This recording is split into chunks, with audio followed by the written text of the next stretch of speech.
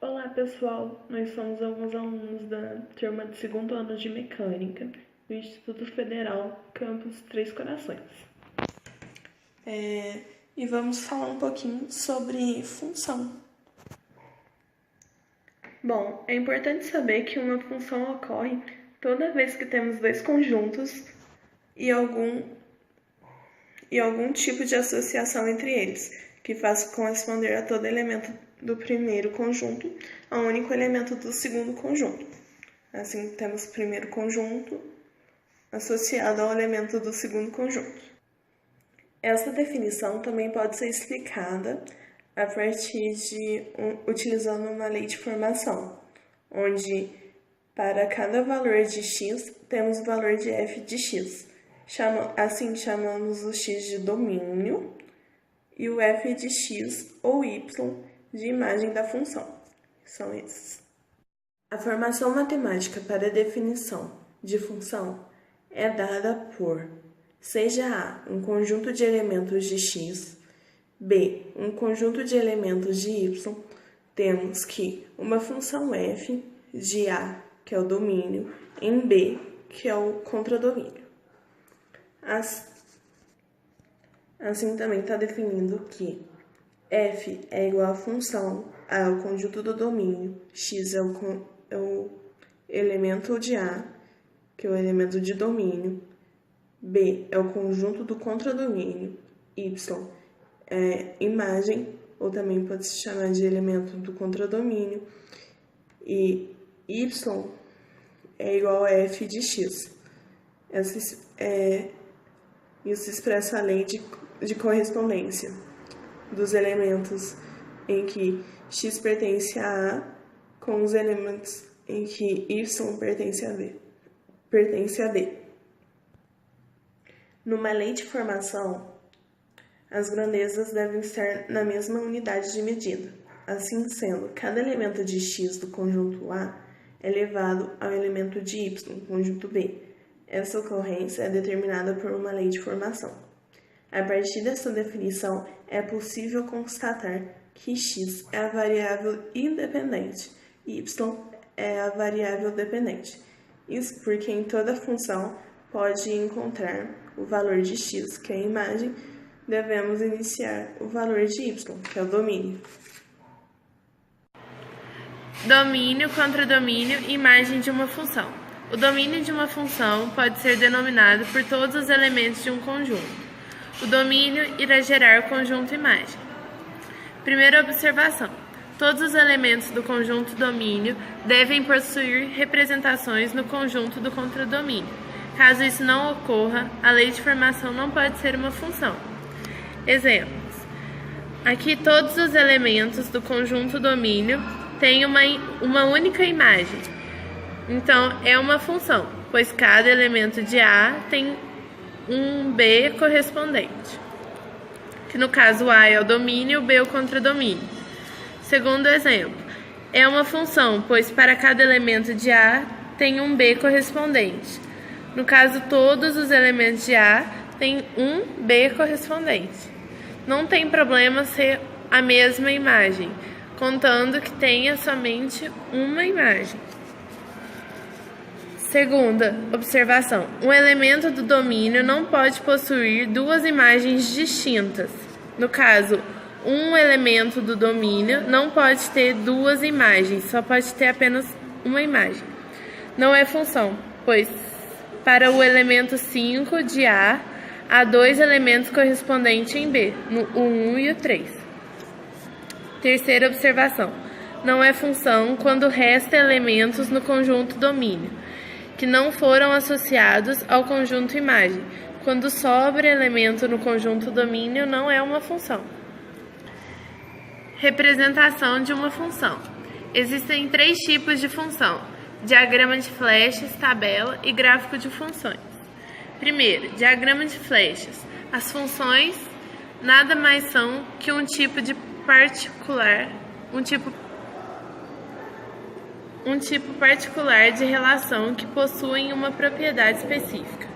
Para iniciarmos o estudo das funções, vamos começar analisando a relação, cujo diagrama de flecha pode ser visto ao lado. Observe que todos os elementos do conjunto A possuem uma flecha em direção a um único elemento do conjunto B. Em outras palavras, não há no conjunto A qualquer elemento que não esteja associado a um elemento do conjunto B, e os elementos de A estão associados a apenas um elemento de B.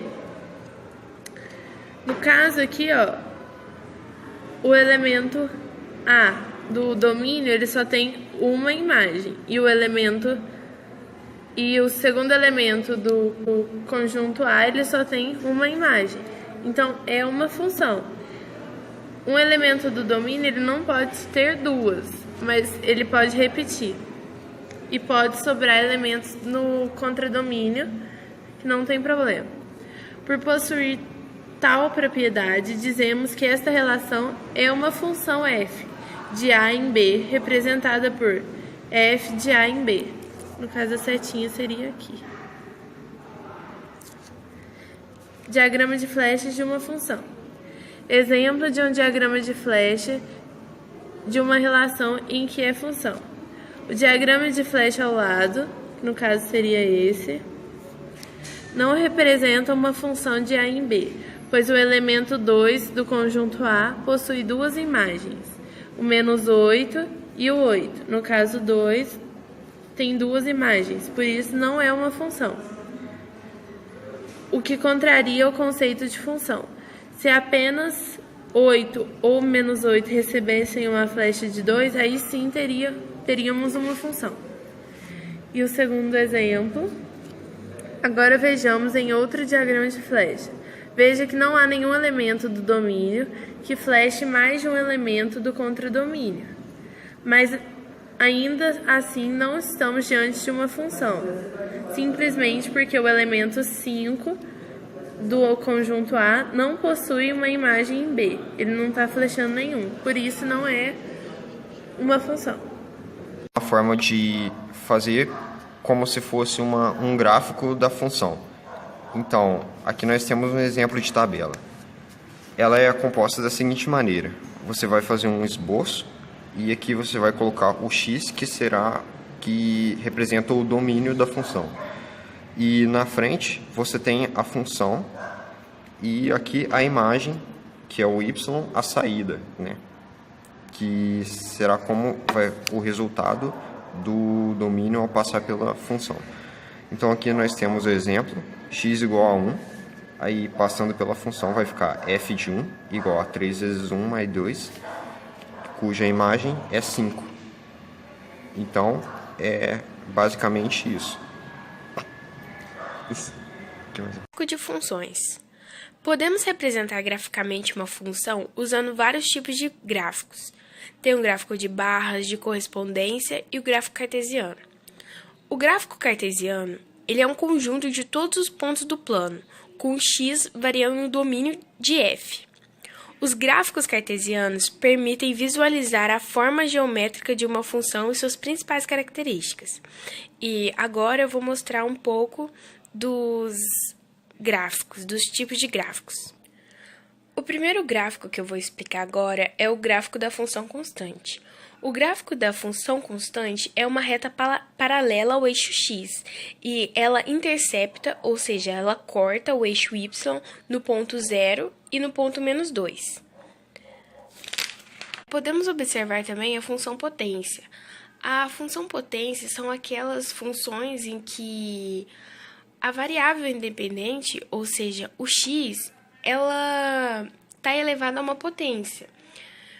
Quando for um número natural, o grau da potência representa a quantidade de raízes que aquela função possui. E sendo que algumas dessas raízes podem também não ser reais. E as demais são os pontos que interceptam, ou seja, cortam o eixo x. E esses aqui são os dois exemplos. A função racional, como a gente pode ver, tem uma variável independente no denominador da fração, o x. E o denominador ele deve ser diferente de zero, ou seja, não haverá gráfico nos pontos. E esses pontos eles são chamados de assíntotas verticais. E como a gente pode ver, temos um ponto vertical e um ponto horizontal. Na função exponencial, tem uma variável independente no expoente e uma variável constante na base. Como podemos ver, a reta, a linha do gráfico, ela não toca o eixo X. E temos também a função logarítmica, que a variável independente está no logaritmando. E a base tem que ser positiva e diferente de 1.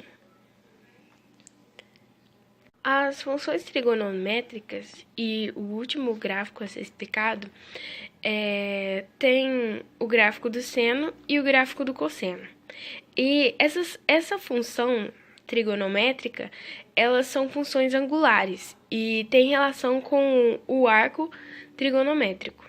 Uma forma de representarmos uma função é através da expressão algébrica. Na expressão algébrica, f de x é igual a ax mais b, com a e b pertencente aos reais e a diferente de zero, f de x é a imagem, o x será o domínio, o a é mais conhecido como coeficiente angular, mas ele também é chamado de declividade, tangente, taxa de variação constante, taxa crescente e taxa decrescente. O b é conhecido mais como coeficiente linear, mas também é conhecido como uma constante, valor inicial no momento zero. No próximo vídeo, ensinaremos os tipos de função e o conteúdo explicado no tópico 2.4 é uma introdução para a função afim.